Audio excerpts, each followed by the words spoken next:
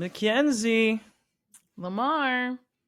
we are rolling on into August with F1 this week, our second race car / driving movie. And I want to know, because as I'm watching this film, the first thing I noticed is I'm reasonably sure this entire motion picture, I know you're going to get into the budget later, was financed by sponsorships. A lot of Every Yep. single fucking frame has like, Welcome and I to know F1, that's baby. that's F1. That's like sports in general these days. Everything has sponsorships. I feel like if there was a scene of Brad Pitt taking a shit in this movie, it would have been brought to you by Tommy Hilfiger. I feel like everything Or in this Charmin. film, Like, let's or be honest. Charmin would be smarter. Yeah. Yes. Mhm. So I'm wondering, if you were a driver in F1 or NASCAR, whatever it might be, who would be a couple or three of the brands that would likely be on your car? Okay, this is hard, but like the first thing that definitely comes to mind is coffee, because like Okay. it's how I subsist in my life. And my favorite local coffee, like I get my coffee grounds from a local coffee place. So I get it from Summer Moon. So probably Summer Moon if they can afford it. Austinites would like that. Yeah. Yeah. Well, and like it's blown up, but like that shit was a one coffee shop place when I was in college, and that's how I survived. And it was like near my campus. So I would like leave campus, go to this coffee shop, and got me through school. So yes, we've been together for a long time. So I would hope that they would be willing to sponsor my car. Worth hitting up for those of you that aren't Yeah. from Austin. If you ever visit our city, I think Summerman's a pretty solid coffee shop. And multiple It's pretty coffee solid. shops. Pretty solid. Especially like I'm a latte person. So if you like straight coffee, you can get great coffee all kinds of places. But I like them more than what's the new one in town? Dutch Bros. I forget where they're based out of, but they I popped forget up. where they're based out of as well. I haven't tried it. They're a little too sweet for me, which is a weird thing to say because I was going to love say for sweet. you, really? Yeah, it's a little for the pricing. They're basically taking all of Starbucks' sweetest treats and like putting all the crazy iced things with syrups, and I feel like I won't like that at all. There's a market. It's fine, but yeah. Interesting. Good to know. Okay. Well, yeah. If you don't think it's if you think it's too sweet, I would definitely think it's too sweet. The other thing that came to mind is like a Texas thing, which feels important. HEB.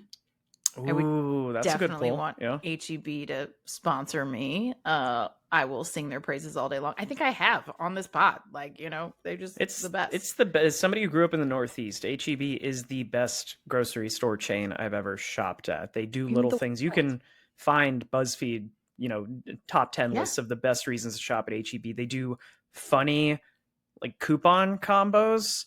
I'm trying to think of an example. This is a example that probably hasn't happened, but it might be like, oh, if you buy this bottle of tequila, you get this box of condoms for free. That's not actually something that I've seen in HEB, but that's something that like along those lines of if you buy this, you get this. And sometimes it's a joke in some capacity. Yeah. They do amazing things. I also like through my job know some people who work there. I also used to bag groceries there. It was like one of my first official jobs other than being a band roadie, which was before that. So like I love HEB. Again, another one I would hope would be willing to sponsor me. Also, the B stands for butts. If anyone in Texas didn't know that, HEB. So their last stick it on the rear of the car. You know what I mean? Like, baby got back. Okay. Yeah, she does. My car will be great. Okay, I'm already loving this car, by the way. This is very hard for me, and there are probably better answers than this. But the other thing I would say is that I'm very techie. I like a good gadget. And I feel like you always have an electronics, gadgety sponsor on these kinds of things. And like for example, I'm currently using my Sony earbuds, which are really schmancy. And I have like all Sony TVs and I have Sony headphones. And like, I love Sony does great electronics products. So I would probably ask Sony to sponsor me as well. And you love Into the Spider-Verse. I do. And Morbius. Well, okay. Rein it in. Not that. Okay. What are yours? What are your sponsors? On my side, so I think that there's still, let me start with this. There's not enough women in racing. We kind of had Danica Patrick is in NASCAR. I don't follow F1 enough to know if there are female drivers in F1 there are no yet. Female drivers. But I think until that day comes, I'm going to appeal to the female market, who it turns out I share a lot of interests with. So I'm going barefoot wine, hands down. That's going on my car. Ferrero Rocher. I think that's how you say it. Wow, we're keeping it classy. The tastiest, coated in real gold. That's how good those Very candies are. sweet also. Yep. And then I'll go Lululemon. Why not? Oh my throw some Lulu. It makes everyone's ass look good. I just feel like until the market your car. corrects itself and we get enough female drivers, I'm going to paint my car pink and I'm going to appeal and like get them into this sport more. You will get an audience. That's actually an excellent pitch. I love that. I love that pitch. My brands, definitely not the barefoot wine, but those are good choices. Instead of the people that get out of their cars and like chug the milk or champagne, like I just grab a bottle of barefoot and chug it after every race. Champagne though is the F1 thing. So I would encourage you to think about a champagne brand, maybe a Lamarca. Like I feel like a Lamarca would be your. I feel like barefoot does some bubbles. I feel like we don't need to go outside. Like let's keep the sponsor happy, Fair enough. All right, let's roll. Let's do it.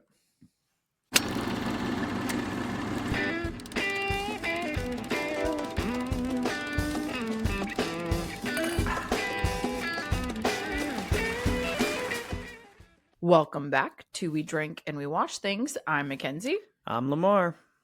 And we are continuing August. We're just going to see how many times I can make him do this. This is my favorite. So if you couldn't tell, it's our racing month, racing movies all the way. And we are up next with F1, appropriately named for F1. And I am, of course, I had a costume change for this one. Wow. Wearing my little F1 vest. I am, fun fact, I'm a driver person, not a team person as much. So I stick with the kind of like neutral F1 merch most of the time. So did you get this at an actual F1 race? Yeah. Or did you wear it? Okay. Yeah, I got it at a race. I've worn it at a few races. I don't have like team, like a lot of the hats are like team hats and things like that. So it's the only reason I don't have like a hat this time. And I like certain drivers, but as most F1 fans know, they change teams. Yeah, a relatively decent amount. I used to be kind of a Red Bull person because like Sebastian Vettel was one of my dudes. But I also like Checo, and he's changed teams a couple of times. And like Lewis Hamilton, who we'll talk about, was Mercedes, but he was also McLaren before that. Now he's Ferrari. So like they're all over the place. So I'm just an F1 fan. Between this, Mackenzie, and the whole like working on your own car thing last week, I think you are pulling in a whole new market of listeners to our podcast, because I have no idea what you're talking about, but there are dudes out there that are just like, oh my God, I have to listen every week. Please do.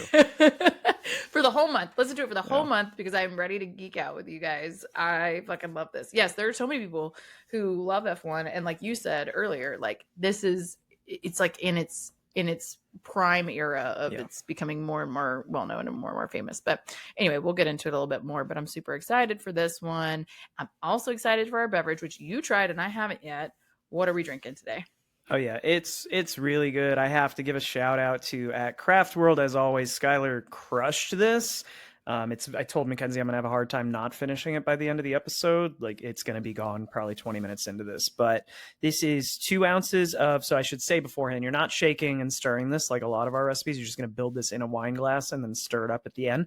So 2 ounces of Saint Germain, 0.5 ounces of lemon, 0.5 ounces of gin, 2 ounces of Prosecco, and then an ounce of soda, and if you got basil for garnish. But you just put that all into a wine glass over ice, stir it up, and we are calling this the Apex Spritz, and it's fucking delicious. Yay, I'm so excited. I haven't tried it. I'm so excited. Cheers. Cheers. Wait, I can't see yours. Show me, like, center it up. Oh, okay. Yeah, see, similar color. Similar colors. Mine's a little bit less mixed than yours yet. I mean, that is a Saturday, Sunday afternoon sipper. That is so good. So fun fact, this is like kind of a turn on a Hugo Spritz. If you haven't had one of those before, that does use mint. We didn't have mint, hence the basil. But it is so good. It's one of my favorite summer cocktails. Yeah, for sure. I'm a big Saint Germain guy. So anytime you put Saint Germain, so elderflower liqueur. I like Saint Germain. I'm just not as big of a gin person, but like when you combine these, like you don't get all the gin, and it's delish. All right, well, that'll be fun. Apex also is named for the team here, just so you know. So it's APX. This is not. the completely fictional team, right? This isn't a team in real life. I feel like that 100% would fictional team. because I'm like, they're the But good guys. They're probably not what real. I Okay. love about it is that it's like it's such a fitting team. They did it so authentically. Like you could see it plug right in. And in fact, like from an aesthetic standpoint, I'm like, that would be my team. Like I love that. I love that. I love the look of it. And from your earlier point too, the sponsors and all that, like it looks like a real team. But no, it is not a real team. Good to know. All right, homies, let's get into it. F1 2025 just came out, still in theaters. If you haven't seen it yet, go do it. 7.9 out of 10 on IMDb, pretty solid. 83% from critics so far, 97% from audiences so far. It's unsurprising also. Our director here is Joseph Kosinski, who has done some other major like blockbuster hits, including but not limited to the most recent iteration of Top Gun Maverick, which was like a big release, big hit when it was a reboot, obviously. Also released in IMAX, all the things. It was when I saw that on his credits, I just, after watching F1, I went, well, no duh. It's the most obvious. This is the new, I don't want to say he's the new Michael Bay or Jerry Bruckheimer, but this dude is going to be making summer blockbusters probably for a very long time. Yeah, he also did Tron Legacy, which I didn't see, but you know, again, like it just is in alignment with this like blockbuster action, big effects, all of that. And I mean, I watched a couple of interviews with him on the production of this, and like he cares a lot about getting it right too, and not it just being like. And the same thing was true of Top Gun Maverick, right? Like if you look into that at all, the way they produced that film was pretty authentic, you know. So I think he takes a lot of care in representing these skills appropriately and shooting it as close to really as he possibly can. So that was cool.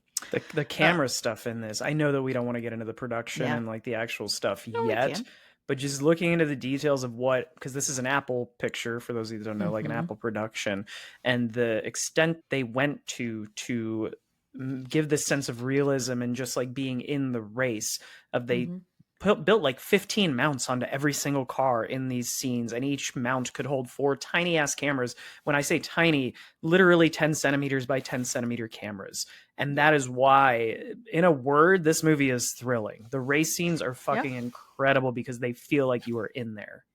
And they're Apple cameras. So like think about your iPhone, right? Like they basically emulated the kind of cameras they're putting in an iPhone, and they added them to these. And they only take Apple chargers, and they only plug into iMac. They only play iTunes, just for the record, guys. Android kid for life. I'm just saying.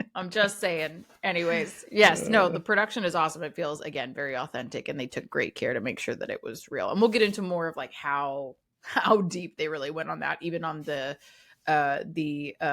Daytona piece that they show at the beginning as well. Like they don't just limit their authenticity to the F1 piece of it all. So we also have 2 writers on this one. This is always my favorite when we have a couple. Aaron Kruger, I hope I said that right. Very interesting spelling of that. He also wrote Top Gun Maverick, so makes sense, but also did, and I have to call this out, Dumbo. Like the really good Dumbo that came out like a decade ago. Really good Dumbo that was very well received.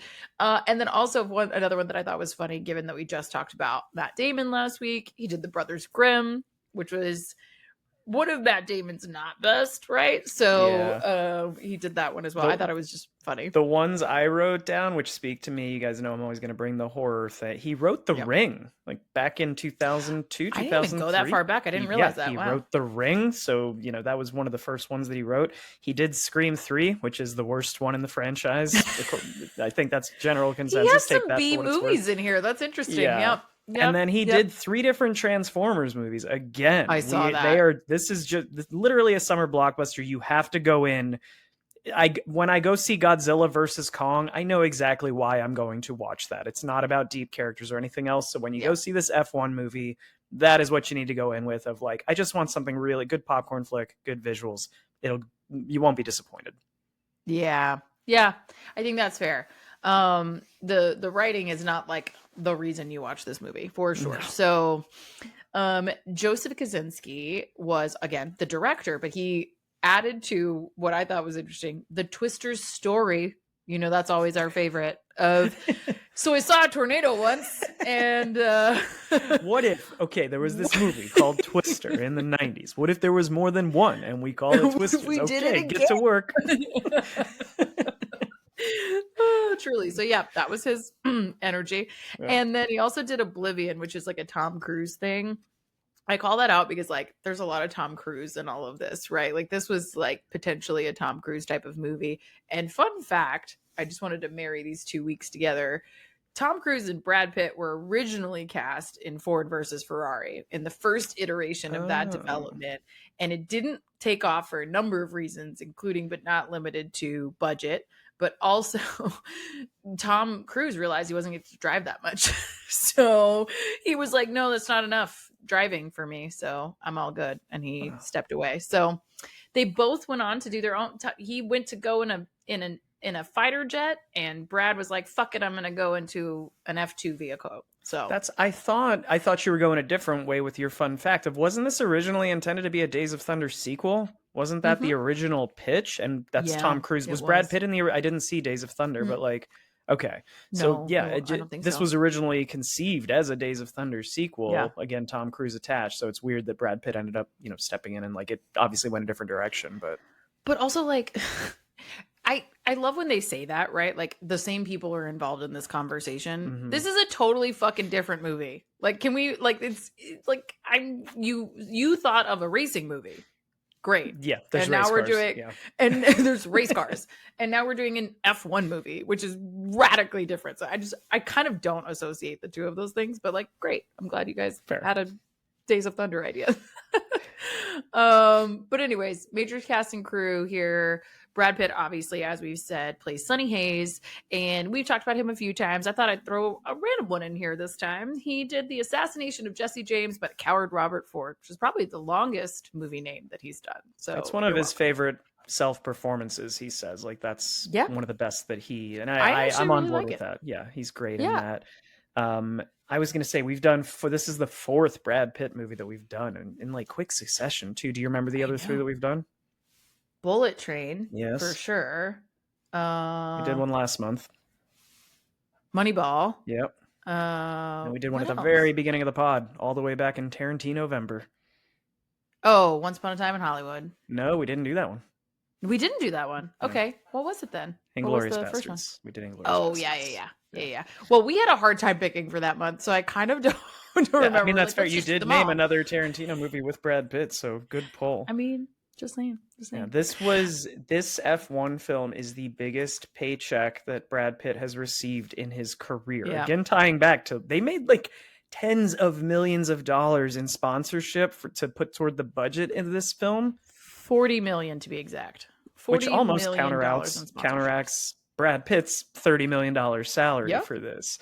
But little tweak here, the biggest payday he's ever had per minute worked was for a 2005 Heineken commercial where he was paid $4.5 million for a 30-second spot at the Super Bowl. Jesus. So not the best paid day, but the biggest paycheck he's ever gotten here. Also probably the most fun, if we're being honest. Like if we're thinking about like what a good time I have for the amount of time I spent on this, he put 6,000 miles of driving time in, like, which is actually in the sport makes him pretty experienced. He didn't do it in a race, to be clear. So I'm not saying he's an F1 racer or anything, but he put a lot of time in the car. And so, yeah, I mean, he's pretty experienced driver at this point. And again, if I got paid $30 million to fucking drive 6,000 miles, I'd be having a blast. Yeah, my mind was blown when I read that him and Damson, the other lead here, did all their own driving. That's not to say that every race scene you see in this is them, but like the headshots, they are in the car doing the driving. They didn't do all their driving, to be clear, but they did do a lot of their own driving. There are still stunt drivers on the production for like some of the really hard scenes. And we'll get into like the differences in the cars, but yes, they did do some incredible drive. I do not want to. No, I mean like the first person shots when you see them in the car, they are in the car driving. There's no CGI, there's no stunt. Yeah. Totally. Speaking of, Damson and Idris plays Joshua Pierce, He is not super well known prior to this, at least like to US audiences, mostly because he did like some British TV and things like Yeah. that. So like Snowfall, Outside the Wire, but he like I think comes in hot on this one. He does a great job.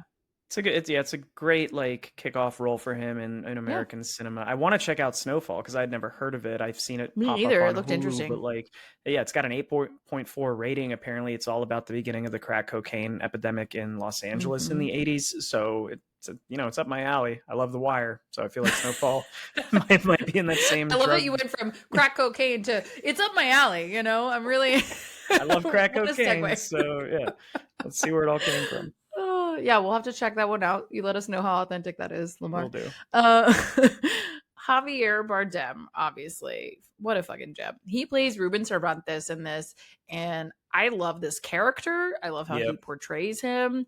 I just love him as an actor. It's so fun. But just some quick references. He did Skyfall, which I also really love for him as a turn. It's again, I think I said this last week actually. No, I was talking about Spectre. But anyway, Skyfall is a slightly different Bond style, and he plays a very different villain in that, and I actually really like it.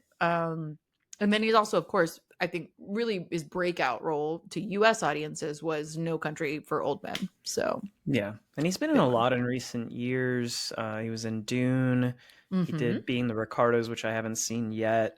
Mm-hmm. But also the ironic thing, or coincidental thing, I guess, here is he is the owner of this team, no longer a driver. And in real life, apparently Javier Bardem does not drive. Doesn't know how to drive or Yeah. prefers not to drive. So it's very fitting that in this we have two actors who did a lot of their own driving and one actor who doesn't drive, period. That's fascinating. Actually, I Yeah, didn't read that at all, but they couldn't have I cast it better. I Yeah. was very preoccupied with the drivers of this film, obviously, so did not deep dive on that. But yeah, that's hilarious. He's like, no, I have a driver. Brad Pitt drove me around this set, is what it Just is. put me in really nice suits and let me talk to Brad Pitt, and we're Ugh, good. and he will rock them. He looks fabulous. Speaking of another person who looks fabulous, Carrie Condon, beautiful, Yeah. talented, brilliant, plays Kate McKenna. She's been in a few things. If you haven't seen her before, you absolutely must watch The Banshees of Inisherin. Yes. Fucking incredible. I think we've mentioned this on the pod before. Very good film. She also does Captain America Civil War, but I love her character in this. We'll get into it, but she's like great. Great. You said foil Captain to them. America Civil War. I had no idea. She is the voice of Friday. So Tony Yeah. Stark's AI, or whatever you want to call it, in his When he suit upgrades from Jarvis, to he goes Friday. to Friday, who is I never Irish. knew that. So she's in like Yeah. 6 or 8 Marvel films or something crazy, and Yeah. I never pieced together it was the same woman. Yeah. Yeah. No, she's the succession to Jarvis. So I think her voice is very distinctive, but I don't think she's done a lot of other voice work. I didn't really deep dive, but like she has a beautiful voice also. I also love that she uses it to take Brad Pitt to task in this one, but we'll get there. She's great in this. She's really, really She's- good. Like as a she's female so lead, good. she doesn't feel just like the romance interest. They make her. I'm sorry if I'm getting into spoiler territory, but I yeah, think they that was make clear her from very the like trailer. intelligent, and she has her own motivations for wanting to succeed in this, and she does nail every aspect of this character. Oh yeah, for sure. And I think like she where some of where that's going. Again, I think it's kind of teased out in the trailer, but she makes it much more compelling for sure.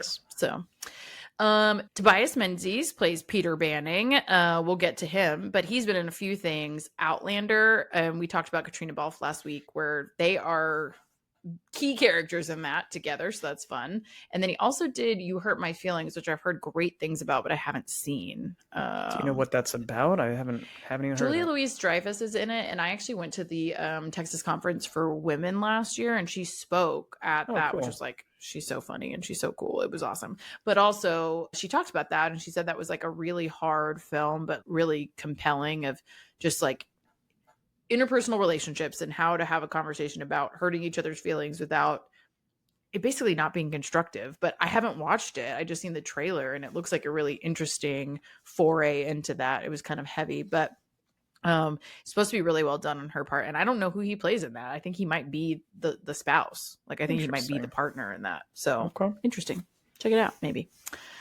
And then last one I wanted to mention is Kim Bodnia. He plays Kaspar Smolinski. probably butchered that. Sorry. But he is really interesting to me because he's been in like a bunch of great TV that I love. Like he did Killing Eve, he did The Witcher. He's mostly TV Okay. from what I've seen. Did you have any standouts for him? Not for him, and like I obviously didn't want to write down everyone who is in this, especially as like a first time watch. It's a movie that's still in theaters. We don't want to deep dive on everything, but I do want to just shout out, I think the entire pit crew here, we're not going to go through all their names, but I think each of them, for the more minor roles that they have, the chemistry between that group of like 4 to 10 people at any given time is really fun to watch. So all those little bit characters are also great. Yeah, I love that it kind of gives me a similar energy, which I think is a great overall theme about racing in general. But like both of these films that we've talked about so far this month have very strong team energy, team vibes that either is built or very well established out of the gate, because it's not just the drivers, not just the racers that make this happen. And I think this movie also does a really good job of showing that. So it's a cool energy for sure. Yeah. Okay, quick plot summary before we give you the spoiler warning, kids. This is about a Formula One driver comes out of retirement to mentor and team up with a younger driver. Would we say mentor? Would we say that? Compete with? Motivate? Perhaps. Maybe. Yeah. So with that in mind, turn around. Don't drown. It's spoiler time. I don't think he was seeking to mentor anybody. You know what I mean? Like I was going to say... we got this out of the way very early, guys. When you go watch this, much of the script is going to be beat for beat exactly what you expect. I mean, there are cinema tropes for a reason, because we do like them. At our core, we like stories that are sort of repetitive. We can see where they're going.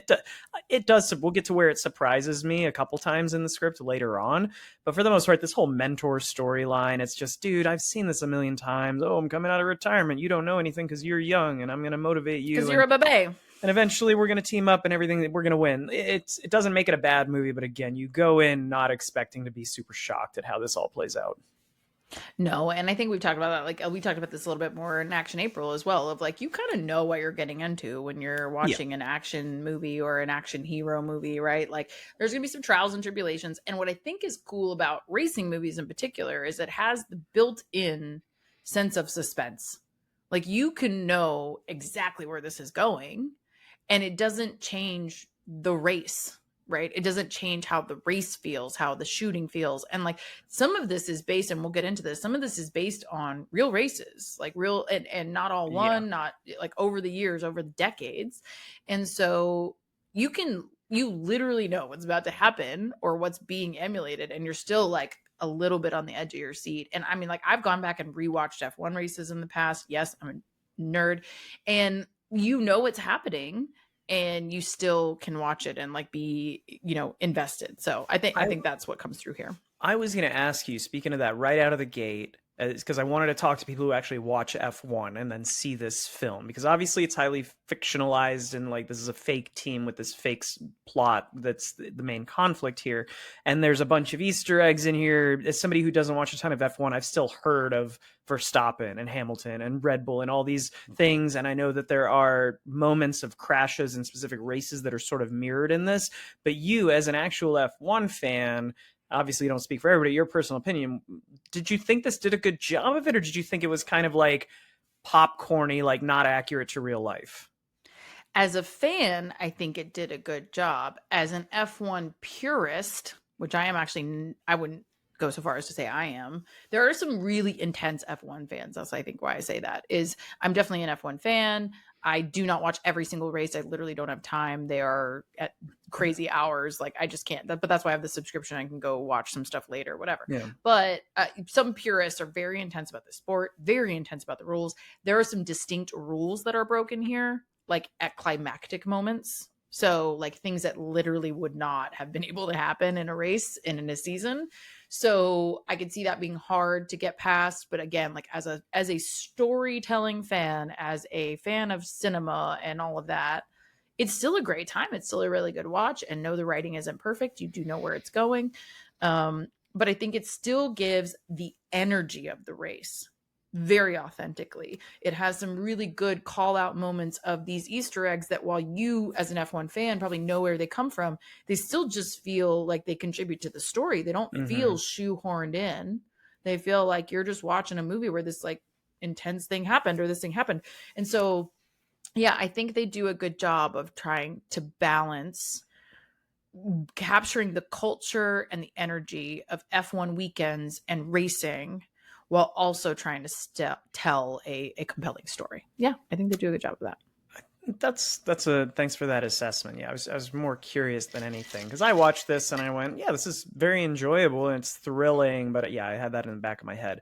I think with this being a brand new release that I've seen one time, and it's hard when you can't, watch it on my TV and rewatch and go back and, or I wasn't even taking notes because I was in the draft house watching this. So I don't think it's going to be possible for us to talk beat by beat through the story here. But one thing that I wrote down when I got home was just the first half of this was so, as I said, predictable. It was like a beat for beat of I know exactly what is going to happen. The first surprise didn't happen until about halfway into the film. So I didn't write a lot down about the beginning, but is there anything from the first half of the story before we really get to the actual races that play out later? Like, was there anything in the first half that you really enjoyed or that you want to talk about? I think you're right to say that it's beat for beat. What I do think is cool about the first half is more about the production than the story itself, which is like, I love how involved Porsche was in this. And I'm not a Porsche girly, just to be super clear. Don't come for me, fans of racing. But I'm not personally a huge Porsche person, but you cannot argue the depth to which Porsche is involved in global racing and just automotive, innovation, right? And so what's very cool is that they have a team in Daytona that they rebranded for this effort. And so like they show the early scenes with Sunny Hayes is like, I think it's Chip something racing. I can't remember what they call it. Again, we weren't able to take notes during this movie, you guys. But like Chip something racing. And that is actually a Porsche team, Porsche vehicle. And they rewrapped it for this film. They hired one of the Porsche drivers, to not only train the teams, including Brad Pitt. And so I thought that was really cool, like that they were so authentic about that. But yes, it's exactly what you think in terms of the story, right? Like you're getting his background. He's this like nomadic guy. He just wants to race a car, and like that's all you care about early on. Yeah, I don't want to repeat myself too much today. But I came out of this feeling the exact same way I did when I watched Top Gun Maverick. I came out being like, dude, that was fucking great. Like I was on the edge of my seat. It was exciting, all these things. I don't remember anything about the plot. I remembered the plane chases and the jet fighting and all this stuff. The key scenes. Yeah. And it was the same with F1 I knew how this was going to play out. You called it out, I think 3 weeks ago during Moneyball. You called out, there's a lot of movies where Brad Pitt just plays a cool guy. And I feel like this, when I was sitting in the theater, I was like, he's making $30 million, but some of his scenes in this are just kind of phoned in. Yeah, his motivational speeches do not land for me. I like when he's being more like condescending at the meeting table and giving advice in the most indirect way possible. It's the most personality he shows. Yeah, that I like. Yeah. But when he's like confronting JP and the romance scenes with it's fine, but it's just Brad Pitt being a cool guy. Yeah, and I think so. The one thing I will call out here, and if we want to give Brad Pitt a little credit in terms of acting here, we could say that it has a little bit to do with his inability to access his emotions as a character because of all the trauma he's been through. Maybe. Sure. I don't know if we want to say that. But what I do think is interesting about that early part of the story is that he has been an F1 racer. Like, we need to make that clear. He had raced in F1, but he had a very severe crash. And they show it very authentically because it is based off an actual crash that happened to Martin Donnelly in the 90s, in the early 90s. And it did, in fact, end Martin Donnelly's career. So the leg scene that you see, which is like rough, like crumpled, you guys. I'm just warning y'all, like that scene is rough. He did speak to Martin Donnelly about that when he worked on the scene, but he is laying on the track in a way that your body is not supposed to go. I'm just going to say that. And that is very accurate. Like that is very accurate to the accident. That would be career ending for a lot of people. And in a lot of cases, you would think as a character, as a person, they wouldn't keep racing. It wouldn't, not only would they like not because they're afraid, but they wouldn't because they wouldn't necessarily be physically capable of it. But I think what's interesting about him, and there are other people like this in racing who have had some really severe wrecks, that like they have to. I think that's what I like about this and about him. And like we talked about this a little bit in Ford versus Ferrari of like, this is his lifeblood. This is his first love. This is the thing that he has to do. And he would rather die on a racetrack, literally, than not race a car, like not race anything. He wants to race something on 4 wheels or 2 wheels or whatever. And he would literally die to do it. And I think that's kind of what you get in that first half from him, albeit a bit stoically, but you do get that from him. There's two things based on what you said that I want to react to. The first one is I like the way that they go about eventually showing you the crash that he was in, because you hear about it early in the film and then they sort of show you like a TV highlight, but they don't show you the crash. They say what happened in a flash. And I was like, wait, why are they not showing it to us? Because eventually it pays off with the first person view in the car of these flashes, this nightmare that he's having of reenacting that sequence. And then you see it from his perspective. And it's horrifying to watch.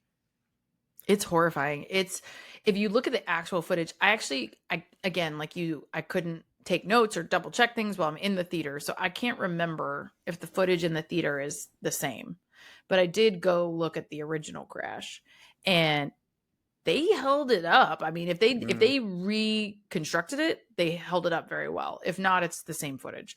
And I didn't look into that, but it's very well done. And it's brutal because this happened, well, in his case, this happened in practice, and he goes into the wall at like 160 miles an hour and the car literally snaps in half. Mm-hmm. I mean, it just disintegrates. And so he's on the ground and his leg is like literally the wrong way, you know?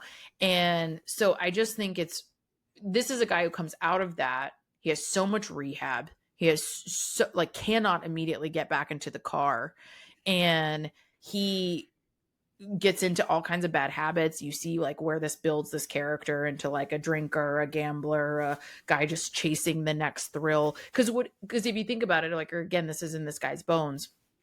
He just needs that next thing. He needs that next thrill, and he can't do the exact thing that he was doing before. So I do think it contributes to an overall character, but that's the breadth of what you're gonna like really get from him. That's as deep as it's gonna go. That was the second point I was referring to. Is it's a very thin. It's an archetype. It's something you've seen a million times, and it's fine. It still makes the movie enjoyable. But there's, again, the script in this is just okay. There's about 12 different conversations of people discussing, well, why do you race? And it's so on the nose. It does have payoffs, but I'm just like, it has the like perfect laps, like almost word for word to Ferrari, right? Like it's doing everything Ford versus Ferrari did, but like not quite as good. I will say the race scenes in this I think are better. Granted, they've had 7 years to advance in technology and learn from. They're also showing a very different era of racing. Yes, I think that's another key thing. Yeah, you're right, because that was more of a period piece. So yeah. Visually, this is a probably more thrilling movie than Ford versus Ferrari, but I think everything off the track is nowhere near as good, and part of it ties into that just sort of not one-dimensional character, but like at most 1.5-dimensional character. Yeah, but I agree with that totally. But one thing I think that I like that they bring in that helps is the relationship with Ruben. And like, he's the one, like if we're getting really into the story, he's the one who's coming to recruit Sonny's character. And, basically his team is failing. It's beautiful. It's well funded. It looks great on paper, right? But they're not fucking winning. And at a certain point, these teams in this day and age, especially, are owned by boards, right? They're not owned by individuals anymore. They're not owned by a couple wealthy people. That was common in like 50s, 60s, 70s, like whatever of the sport, like where one or two people own these teams. Now it's like a board of fucking directors, right? You missed the days where it was just one rich white guy that owned the whole team. Like, just can we get that back, please? Well, fuck these boards. We don't need 12 white guys running things. Literally, you need to watch Rush, because literally. Anyway, but yes, you missed that period. Now we've got a board of directors trying to come down on this, brown guy. How rude. get rid of his team. So, but what I love about him is like, he's so charming. He's so optimistic. He's almost like an idealist, and he's losing. He knows that he's losing, but he kind of gives, this is the one way in which I think it aligns to Ford versus Ferrari, is like, he's the sales guy of the bunch here, right? He's the Shelby of the bunch of like, I can convince everyone it's fine. He sells the shit out of Sonny, tries to get him there to just test drive the car. He is trying to get, the board on Team Sonny, essentially, which is a hard sell. But the big motivation for him is not just the driving, right? And this is why I think we get two different stories happening here. Ruben wants to save his team, and Sonny wants to kind of help his friend and just race. Right. It's not even about winning the race. It's, I just want to be in a car and I want to go race this vehicle, and coming back to F1 would be a thing, right? Like, he's got that kind of lingering from this prior experience, but he just wants to help his friend. He doesn't anticipate winning. I think that's a key thing to understand. Like, it gets real competitive for sure, but he doesn't come in hot like, I'm going to come wreck F1 and win and do all this. He just wants to be on the track. Yeah, I'm like being convinced because I get the opportunity to be on the track. And I like that dynamic early on. Oh, 100%. If you take Javier Bardem or diminish his character in this, like take some of his scenes out of the script, it literally would drop this movie like a half to a full point rating for me, because it's not nearly their interactions are so, it's the most emotionally charged that you get in the film, because I think Sonny and JP, you pretty much know where this story's going. Eventually they're going to bond, they're going to team up, it's going to be great. With Sonny and Kate, you know exactly where it's going. They're going to follow each other. There'll be a conflict at some point. They're going to fall in love at the end. Cool. But with Sonny and Ruben, you don't know exactly how it's going to play out. Like, I mean, I think you kind of have an idea, but the interactions they have sort of walk this line between, we were sort of team comrades rivals, at one point, teammates, also rivals. Now it's like a friends. boss and employee dynamic, but I care so much for you and your health. There are like 4 incredible conversations over the course of this script. If you take this character out, it is nowhere near as engaging of a film. Yeah, no heart. Good call. No heart to it if you don't have their relationship. I totally agree. And I think what's cool too is like, you slowly bring more people into that boat, right? Like, she gets to become a part of that boat, and Kate is the lead engineer of this team. She's trying to make this car as aerodynamic as possible. And I love those scenes where they show them like in the lab and her figuring this out. Like, it's not the ball of yarn and the tape like we were talking about in Ferrari, but it's this incredible wind tunnel that is actually real, that Williams Racing loaned to them to do this. And like, they want to innovate this car, and Ruben's behind it too.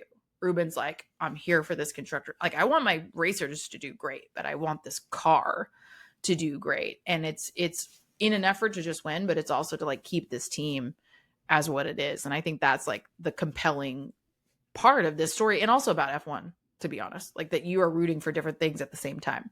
Yeah. Again, it ties, we made slight hints at the comparisons last week and this week of Ford versus Ferrari, and you get the experienced driver who is outspoken and knows more than a machine does. He's in the car. He feels the different things that are happening in there and can sort of speak to it. But I like how, again, they ride the line of his input, but she is still very intelligent and, again, is motivated to do a great job here. I mean, I assume this is, true to real life, where there hasn't been a female lead technician. I'm not sure if that's happened yet. Well, slightly different role. There haven't been female drivers. There are female engineers on teams, yes. And are they like the lead as what she is here? Because they sort of call that out in the movie. You're the first lead technician, lead engineer on a team. There's been at least one other that was in a very comparable role that I know of at Aston Martin, but she now does like commentating. So it's very similar. Not the exact, like what I would say about her role is it's like kind of an amalgamation of a couple roles, but yeah, like, I mean, it's recent. That's great. It's recent. Yeah. Okay. That's good. That's good to know.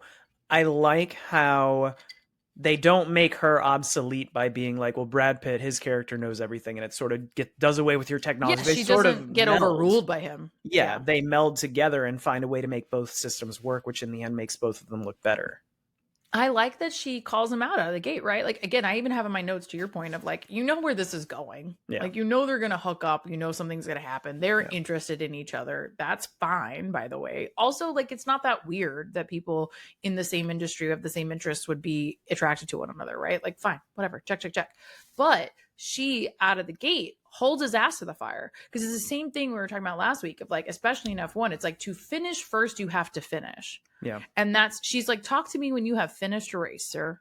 Like, he's critiquing her, he's critiquing the car, he's critiquing their team. And she's like, bitch, please, like, come back to me when you have contributed to this team and built this team. And I think that is a fair criticism early on in this film and of this character. And you do see him internalize that feedback and go do something with it. And that's what I like about it, is it's not like I'm defensive against her and I just ignore her and I go win anyway. It's, I ingest her feedback. That's fair. I need to go build relationships with this team, which we see him do. And I need to contribute to the team, to the car, to the mentorship, which does come into play. It's definitely not what he was seeking to do, but the mentorship of this other driver who is my teammate for better or worse, right? And like, I gotta figure this out. And I think what's interesting about him is that he, again, doesn't particularly expect to win. So he's like, once he kind of has that mental shift, it's like, okay, how do we help the team win? How do we help the team win? I like that shift. Yeah, you touched on a lot of things there. I want to point out, for as much as you said that Sonny and Kate, like, you know where it's going, I'll let you know that I am working on a fan fiction where Sonny and JP end up together at the end. So it's pretty steamy, but sexy. He had a love interest that got completely cut from this film. I saw, what's her name, the actress? I think it's Simone Ashley. Yes. And she's awesome. She was in Bridgerton and a bunch of others. She's beautiful and so talented, but yeah, she got I think that's fairly commonplace in Hollywood, right? Yeah. It's just, you were in this movie for 3 scenes. We got to cut 10 minutes of footage. Like, sorry, you're out of the film. If I think about it, looking at the film right now, and you told me you wanted to add in a semi-romantic storyline for JP, I would be like, unsubscribe. You know, like, I don't have time for that. Yeah. You don't need it. I don't have time for that. I think his relationship with his mom is both hilarious and beautiful. Yes. Yeah. His relationship with his manager is also hilarious. Mm-hmm. Like, that's enough, I think, for him. Yeah. I don't think you need that. You don't need both leads to have a romantic story. So apologies to Simone Ashley. Like, it's a bummer that you got cut. I hope that she still got a good paycheck out of it. But yeah, that does suck. I think so. She was doing promo for it like a week before the film, and she found out she had gotten cut, poor thing. But anyway, I think it's fine. But so what I do really like closer to the end of the film is Kate is sort of the catalyst that brings these two together. That whole poker scene in the restaurant of the casino or whatever is fantastic. That might be my favorite scene in the film, where they're gambling, they're having these heart-to-hearts, they're still kind of being dicks to each other, but they're finding common ground. But they're like bonding, and it's like bros being bros. I don't know, you're a dude, obviously, you tell me, but I feel like it's like bros shit talking, not like I actually hate you and enraged at you kind of shit talking. No, it's like eye rolling, just like, dude, this guy's so fucking full of himself, or this kid's a young prick and thinks he knows everything. It's a lot of that. Just, why can't I find common ground with you? And eventually they get there. Yeah. I like how he throws the final hand to let him be the number one driver. And that's how he hooks up with Kate. Like, he wins in both fronts, I guess, you know, because she's like, I only date winners and you just lost to a pair of 5s. And he turns over the double kings. I think that's a great moment. Listen, I get it. Like, you got to have your standards, girl, you know? And so you're Brad Pitt. That don't impress her much. But that don't impress her. I love that doesn't impress her much, by the way, because he is an objectively gorgeous man, right? Yeah. But she's like, you still got to be a gorgeous person, and I'm not interested in you unless you're a winner or you're fascinating. The line at the beginning of that where she says, okay, we're going to play poker, and lays out the stakes. And JP says, didn't he used to be a professional gambler? And she says, yeah, now he lives in a van. That's a great line of dialogue. Right. Look how it went for him, obviously. Yeah. No, I love that. She just like doesn't take his shit, and she'll call him out. That's just like a fun little detour scene. I don't think it's overdone or too long. She did call out that she was bummed that she learned all this sleight of hand and like how to shuffle a deck really well, but they never show her hands and her face at the same time. So she was like the actress did? Yeah, she was like, I actually did Oh, that. And you can't even tell that it's me, even though I went to all this effort to learn it. Like, you could easily assume it's somebody else. And it's funny she said that because I was literally like, is that her? I was wondering oh. because they never show her all in that one scene doing it. But I do think it's such a key moment for them to come together and feel each other out because this accident that he has is really bad.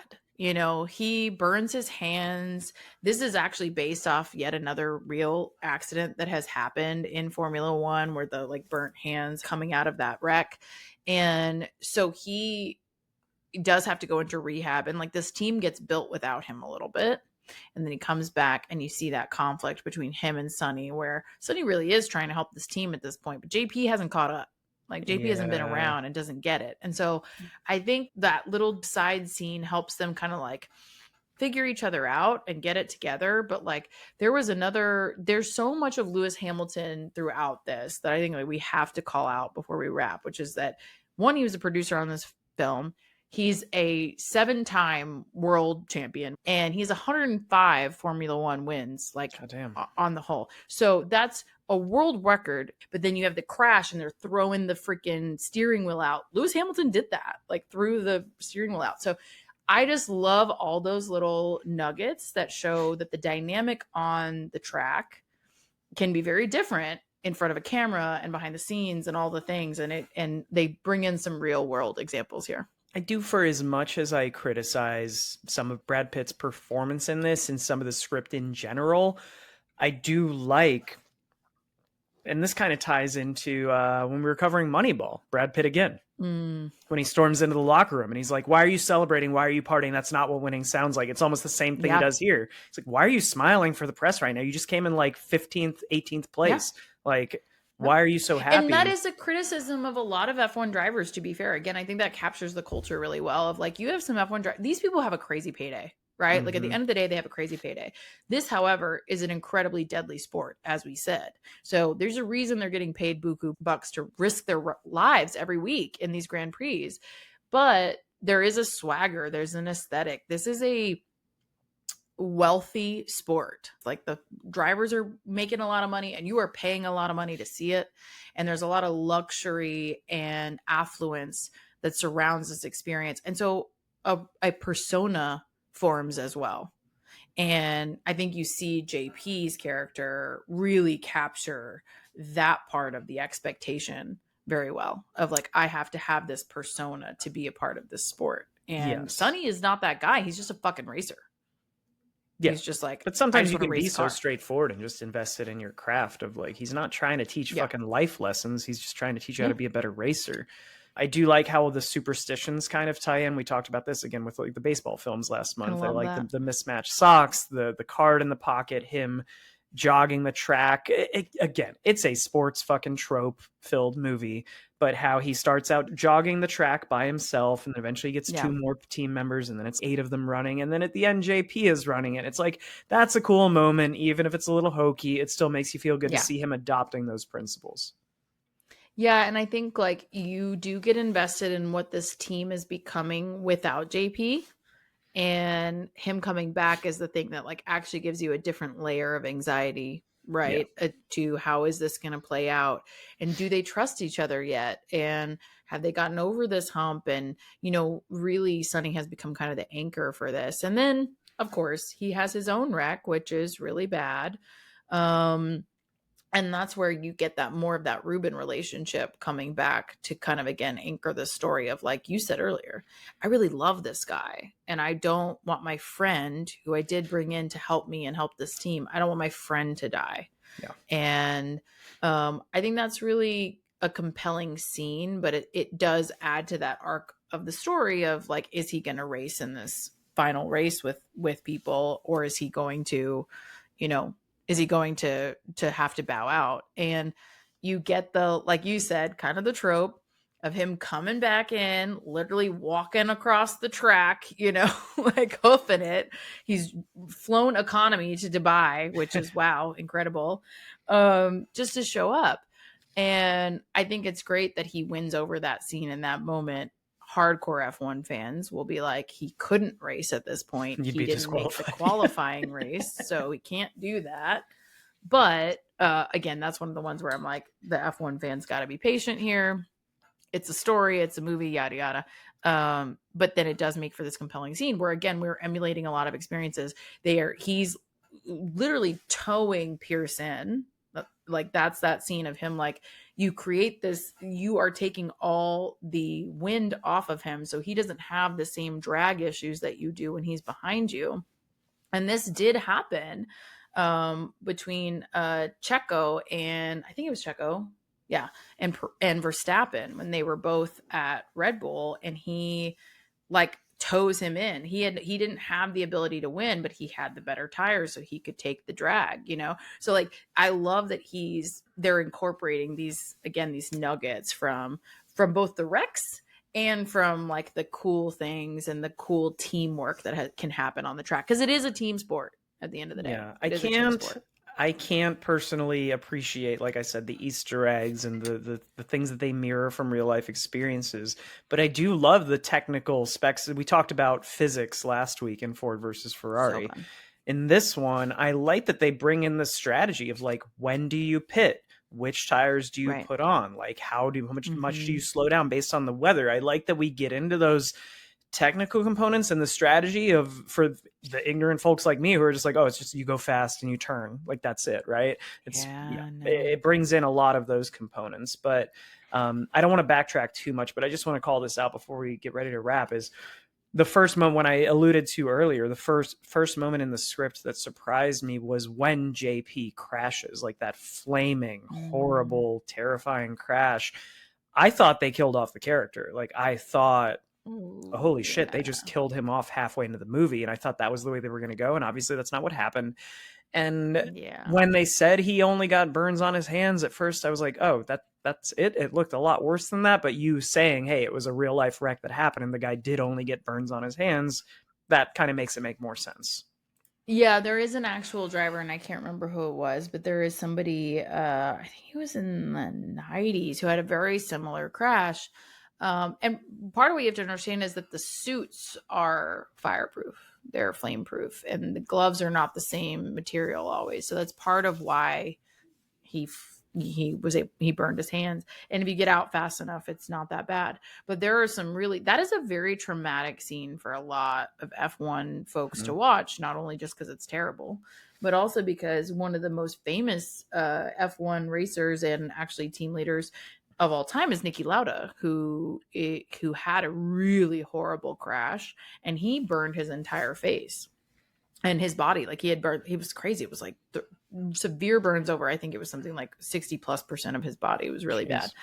And so when you see any of those cars go up in flames, I think for a lot of these racers, that is something that immediately comes to mind. And Hamilton in particular, because he's, again, a producer on this film, and Lauda was his mentor. Like, Lauda brought him into Mercedes and all these things. So like, that is, I think they do a good job of showing the real risk without it stopping the story, like hindering the story altogether, and showing how dangerous it is for them and for their families. It also gives the opportunity to show, like, Pierce's mom be like peak mom to Sonny Hayes, and that it just adds these other like small layers to it that take away from how scary and terrible it is, and like kind of balance it out a little bit. The third component, after we've talked about the two things of what did this make me appreciate about F1. The first one, sort of the technical, the strategic thing. The second one was how accurate this is to the danger and the accidents and whatnot that happen, and the references to actual real life. The third component of just watching this film, and we talked about how visually it is stunning, the tracks themselves. Like, I had no idea. I'm used to, sorry, Austin, but fucking Circuit of the Americas, it's a big black top. There's not much going on there. There's a fucking Ferris wheel. When you see these tracks, but the shape of Circuit of the Americas is very interesting, actually, in terms of F1 races. But you're right, the view is not. No. But when you look at like the Abu Dhabi and Vegas and you see these different settings, it's like, holy shit, I think I want to go to an F1 race. Like, it is gorgeous. Yeah. Yeah. They're in beautiful places. They're beautiful. I personally really want to go to Monaco. Like these are real street. I want to go to, well, not even just Monaco, but I want to personally go to some of the street races. So like Vegas is a street race. They close down the streets versus a track. There are track like Silverstone, which is where they shot a lot of this, is in the UK. And it's actually where they announced, I think, that this was going to premiere. But anyway, Silverstone's a track, right? And Coda's a track. And several of these are tracks. And then there are street races that are blocked off, Vegas being one of them, Monaco being one of them, and some other ones.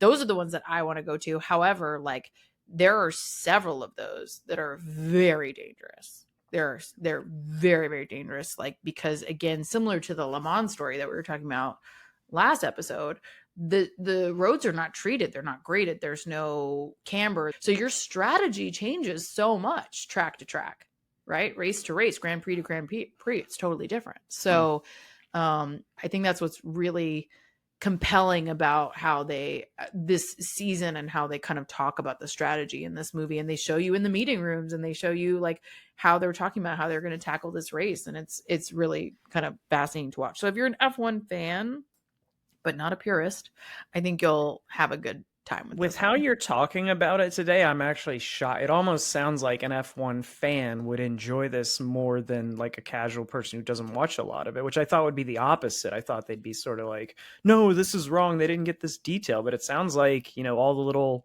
thought process that went into this was pretty well thought out. I think they did well, because again, like Lewis Hamilton being a producer, I think was a game changer. They have been interviewed about that a lot, of like, so he got a preview of the screening and he was like, wow, it looks fast. And it's like, if Lewis is telling you that it looks good, fast. They said this, they were like, if Lewis is telling you that it looks good and it looks fast, then you're doing it right. Yeah. And, you know, and so he did help them understand like how a driver is going to feel, how this track is going to feel, how these various experiences that are very specific that have happened. Also, he understood the lay of the land with the teams. You know, there's a lot of cameos and Easter eggs. They are filming, like we gotta talk before we wrap really quickly about how they filmed this. They did film this at, I think it was it was throughout the season, but it was like 3 major tracks over the course of 2 different F1 seasons, and that's partially because of the SAG-AFTRA strike, and that was 2023, 2024. And so they were over 2 seasons having to make appearances and film at the races, which was like took over a year to convince the FIA to do, right? And so they do film at the races, they film the teams, they film the garages. It's like right in the thick of it. And I think having that perspective from the FIA, from Lewis Hamilton, from Williams Racing, who they borrowed the tunnel from all the people that were cameoed and had scenes here. Like, I just think that lends so much to the authenticity of the movie. And you have a lot of buy-in here. Red Bull was worried about it because Mercedes provided the F2 cars. And Lewis Hamilton had been at Mercedes for a bazillion years. And Mercedes and Red Bull were big rivals. So it was like, they were like, we're going to be the villain in this movie. Well, I wanted to segue into that of, you talked about the amount of time it took them to get this approved by the FIA, by the teams involved, of like, we want to feature you. We want to make this feel real. And I get where they would be coming from if we don't want to be the bad guys, you know, when you think about all the sports movies we've done in the past of like, oh, they had to get approval to make the Yankees the bad guys in this fictional scenario. Right. So I get it. And I want to segue to, we hinted at this at the beginning. How do you feel about the antagonist kind of being this board member who kind of turncoats 3/4 of the way through the movie? It feels weird after we're past the Sonny and Joshua conflict. It's like, oh, now this guy's the sniveling like corporate guy, just like in Ford versus Ferrari, who's kind of like turncoating to give us an additional conflict. Like, I think it'd be fine without it. I don't think it hurts it necessarily. It's not like a huge detractor for me because I feel like it doesn't take up so much screen time. I like the way that it progresses in terms of earlier. He's like kind of like the fangirl ish of like, he's the investor and I gotta, Sonny's punk rock, like, right. Let's give him some FaceTime and let's like appease him and whatever. And then this guy is an opportunist and, you know, is trying to get this other thing out of it. I think it shows the part of F1 that I don't like. I think maybe that's why it didn't bother me, because that part is true. right? Like there is the racing by committee, there are the multiple boardrooms, and now there is the like, not now, it's always been this way a little bit, but it feels like it's getting worse, of like the luxury of it all is taking away from, at least to me, the experience of the racing. And so you have this like, this crazy view that he takes people up to, and this like suite where fuck all, they're watching the TV. Like they're on the track and they're watching the TV. Like there's nothing that infuriates me more. And I've been to several F1 races, and you do have to do that for the parts where they're not there, where they're not on that side of the track while you're watching it. You have to see what's happening, sure. But they were like watching it the whole time. Like, that was like that they're just glued to this TV, and they're just there for the cocktails, and they're there for the business of it all. And it's more of a like, and we used to do this. In my old industry, we used to take clients to F1. Like that was a thing, and half of them didn't know what the fuck they were doing. And so that was part of what I think it was still accurate to show. That is a part of the culture a little bit. It is. It's one of the sillier parts of what is kind of a silly script at times. Him giving forged documents to the judges to come in. It was like, we didn't need this plot twist of it. The forged documents was a step too far. Yeah, I agree. It was very. But I think that's a commentary on like the FIA and the stewards. Like there are so many complicated and contested calls by the stewards on a regular basis. Yeah. So there is almost an assertion of like who bribed them, who got, you know what I mean, like who sent them bullshit. So like it was a step too far, I think, in this movie. Or but him, it was probably the lines where. He's, and again, similar to Ford versus Ferrari. Okay, the corporate guy is the bad guy because he's trying to kind of sabotage our faves. In this, he's just here to make money. Yeah, some of the lines where he's watching the race with the other shareholders, and he's like, "No, oh, I mean, yes, we're doing great." Like, I know, it was a little much on the nose. It's like, we don't need this, honestly. Just make the conflict about these two characters teaming up to like overcome these odds. That's the core thing, and I don't think we need this snidely whiplash, mustache twiddling corporate stockholder. Yeah, like I think you could remove that whole thread and it would be fine.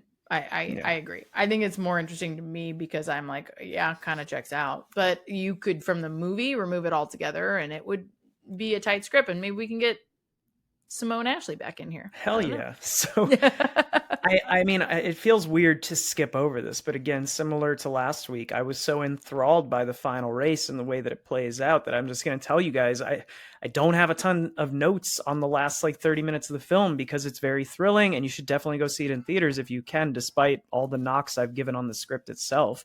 The last race is incredible. I love the way that it plays out.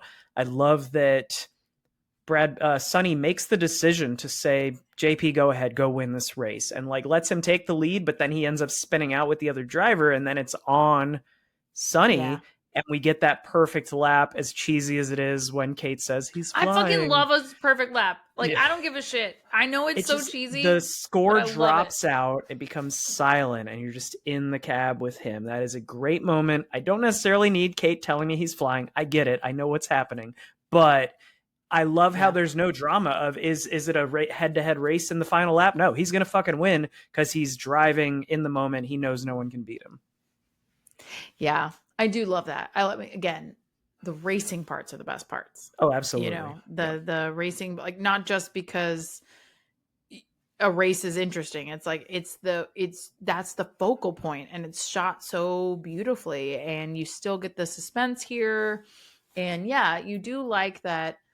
Because they have become this team and you don't want them to be up against each other. You do like that Sonny gets to get this moment of glory that he wasn't going for. That's the thing that I keep loving about this story throughout the movie. What I really liked is like, that's really kind of not why he's here. Yeah. You know, I think that they do make that clear. And so I like that. And not to say that you can't want to win, right? Like that's fine.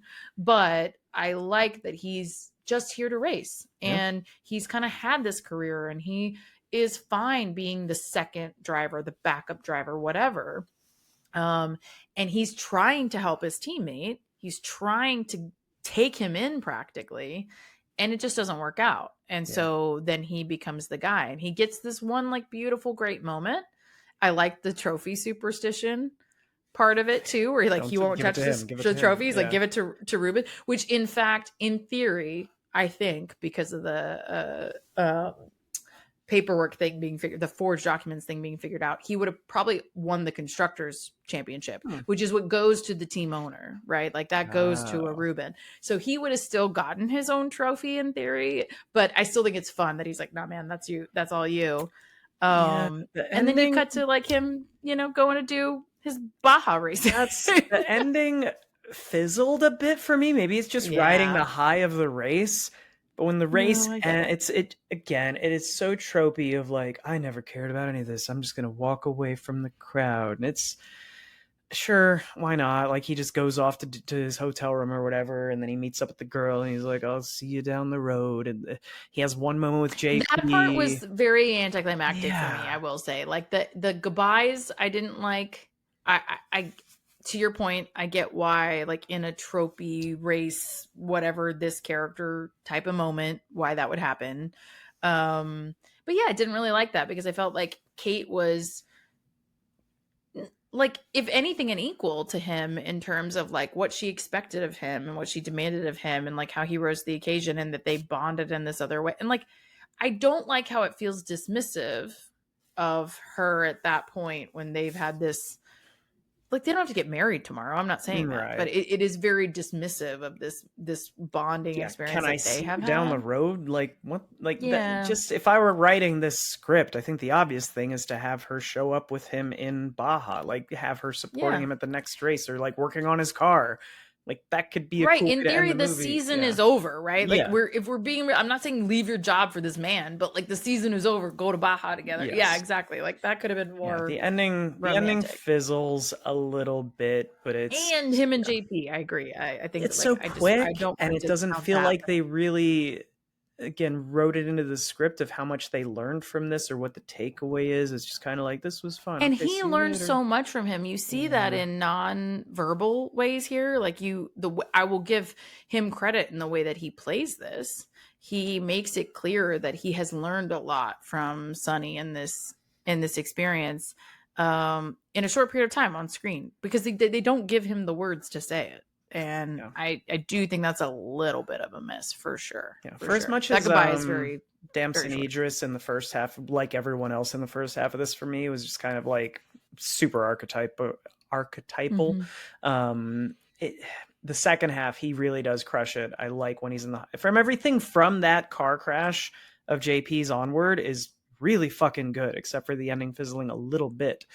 But his I think he makes the transition mid recovery, I will say. Like he's kind of being still a little brat about it. And then he sort of seems to come around. But that's an important transition for him and for their relationship. When he comes clean to his mom about the crash of like it was my decision. He tried to warn me. Yeah. When he talks to his agent cousin about like, no, I'm not doing publicity. Like I need to practice I need to win this race. And I like the way that plays out without conflict. It's just like, this is your cousin. Like he's telling you what to do. You're his agent. And they just are like, okay, I got you.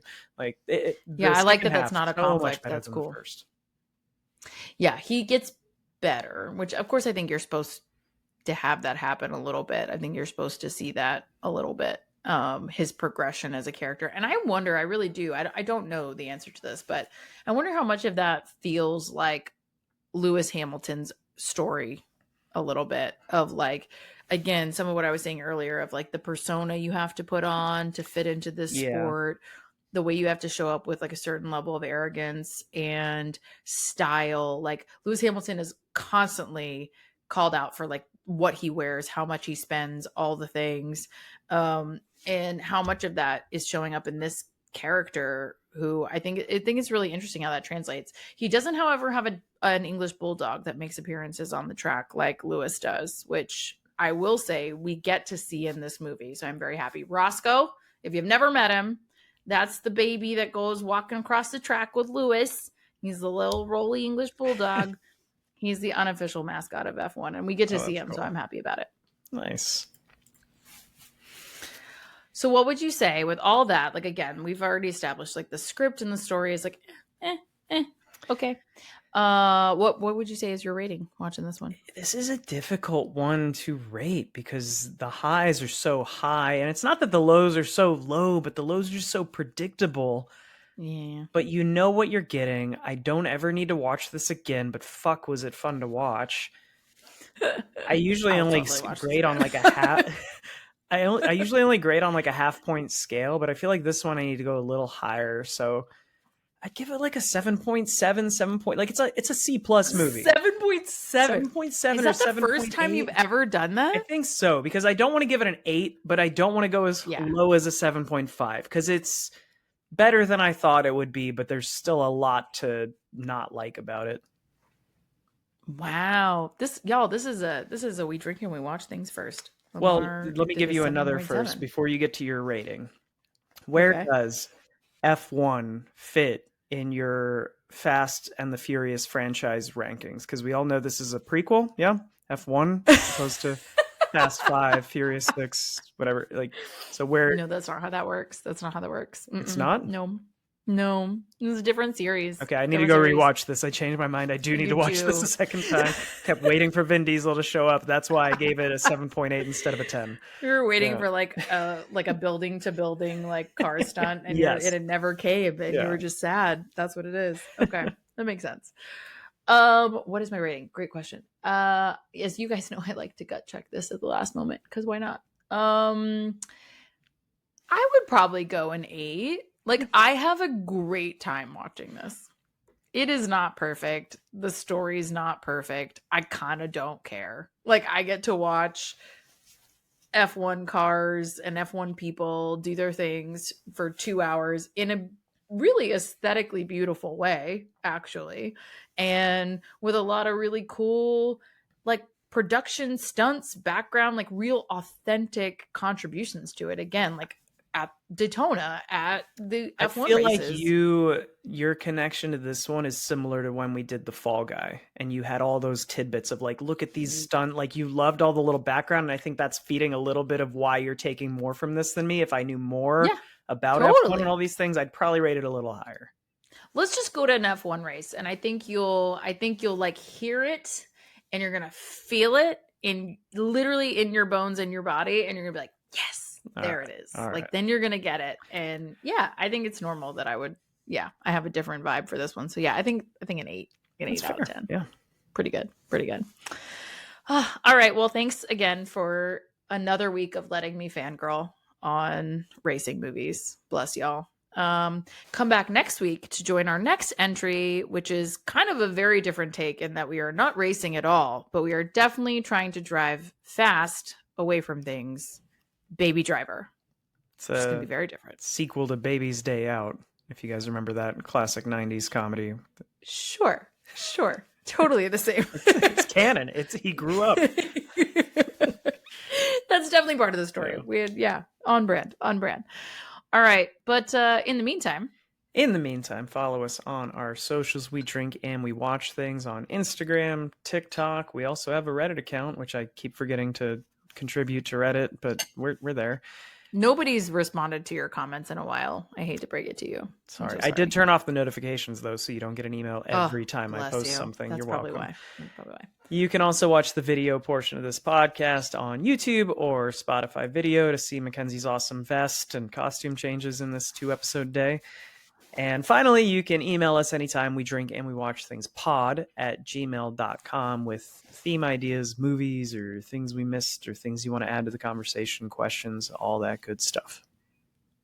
Yes, absolutely. Excited to hear what you think, especially about these racing apps. I'm having a great time. Feel free to comment accordingly. But for now, go have a drink and watch a thing. Cheers. Cheers.